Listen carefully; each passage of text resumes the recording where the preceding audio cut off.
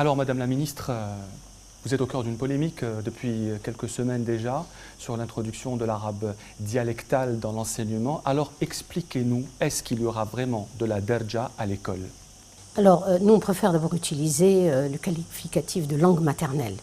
Et cette recommandation qui a été faite lors de la conférence nationale sur l'évaluation de la mise en œuvre de la réforme de l'école, cette recommandation entrait dans le cadre d'une problématique qui était la suivante: comment améliorer la maîtrise de la langue arabe scolaire.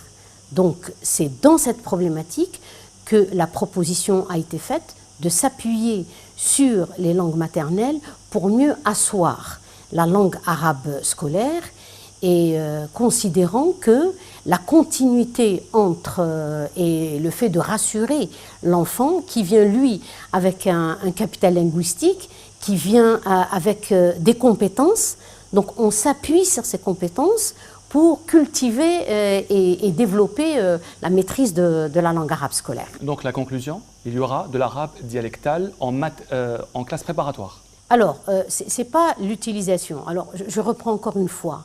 C'est une pratique aujourd'hui qui est utilisée par les enseignants. Les enseignants ont une liberté de manœuvre. Par la derja en classe, c'est ce que vous voulez dire? D'accord. Mais bien sûr, il n'y a que ceux qui ne veulent pas voir la réalité qui sont dans l'erreur. Or, ce qui nous importe, nous, c'est d'être à l'écoute de toutes les avancées pédagogiques, d'abord. Et là-dessus, vous avez les neurosciences, vous avez la linguistique, vous avez la psychologie cognitive, qui, elle, a montré qu'en s'appuyant sur ce capital avec lequel vient l'enfant et sur ses compétences, on peut mieux construire parce qu'il y a une entrée en douceur. Et le deuxième point, c'est que, y compris les rapports établis par l'UNESCO, montrent que le fait de s'appuyer sur les langues maternelles permet de gagner du temps. Et pour ce qui concerne aujourd'hui, pour nous en Algérie, ce qui est important, c'est que cet usage au niveau des classes que les enseignants utilisent, parce que eux, leur objectif, c'est que l'enfant puisse être compétent et qu'il puisse comprendre dans les matières.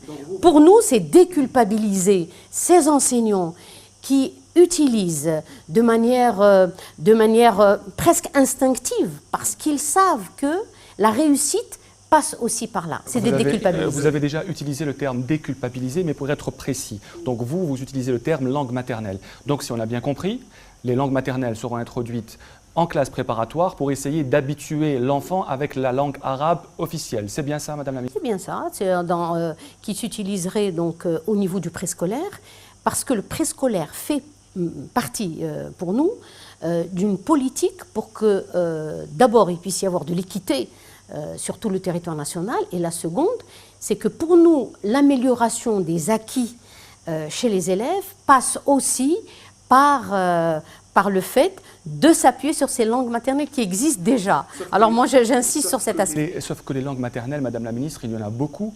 Il y a l'algérois, il y a l'Est, l'Ouest, le Nord et le Sud. Comment est-ce que vous allez faire? Les élèves vont apprendre avec leur langue maternelle de leur région, dans la région où se trouve leur école? Comment ça va se passer? Alors, je reprends encore une fois. Oui. Les enseignants, et dans les processus de recrutement, puisqu'on demande la résidence, sont souvent issus donc, de la région. Ça ne pose pas de problème. Ils utilisent, j'insiste sur cela.